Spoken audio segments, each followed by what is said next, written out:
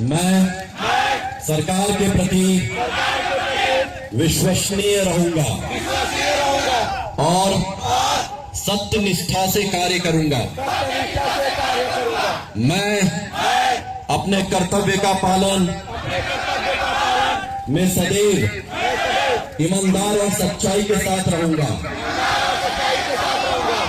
मैं बिहार गृह रक्षा वाहिनी संगठन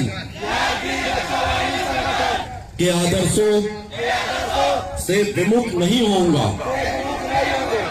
मुझे जहां भी जाने की आज्ञा होगी मैं साहस प्रस्थान करूंगा। अपने से वरीय पदाधिकारी के आदेश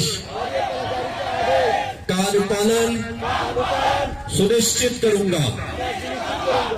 प्रशासन और देश के लिए आवश्यकता होगी तो मैं अपनी जान का परवाह किए बगैर